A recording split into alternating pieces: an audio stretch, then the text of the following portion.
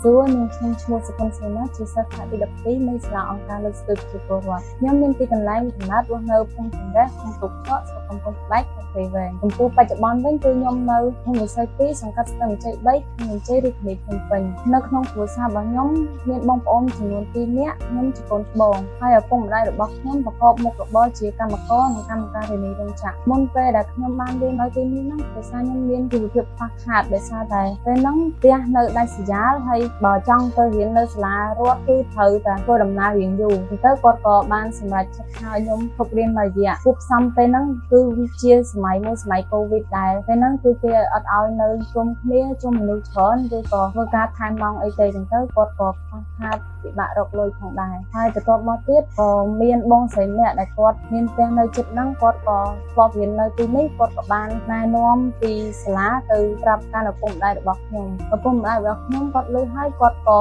បានសម្រេចចិត្តឲ្យខ្ញុំមករៀននៅទីនេះមុនពេលរៀននៅទីនេះហ្នឹងគឺដំបូងខ្ញុំអត់ចេះអីសោះដោយសារពេលហ្នឹងគឺផ្អាករៀនមួយរយៈហើយក៏មិនដែលស្គាល់គេដែរហើយទៅពេលបានចូលមករៀននៅទីនេះទៅមានអារម្មណ៍ថារៀងភ័យបងភ័យតិចដល់ពេលយូរទៅលេងអីវិញដោយសារតែបានស្គាល់មិត្តភក្តិថ្មីមនុស្សល្អហើយលោកគ្រូអ្នកគ្រូក៏គាត់បានទឹកចិត្តទុកដាក់ក្នុងការបង្រៀនទៅលើសិស្សដែរហើយជាពិសេសហ្នឹងសាលាក៏មានកុំព្យូទ័រសម្រាប់ឲ្យសិស្សានុសិស្សរៀនផងដែរបន្ទាប់ពីបានរៀននៅទីនេះហើយគឺខ្ញុំមានអារម្មណ៍ថាមានភាពក្លាហានជាងមុនដោយសារតែសាលាគាត់បានបង្កើតជាកម្មវិធីឲ្យឡើងនិយាយដូចជា speaking ឬក៏ការនិយាយជា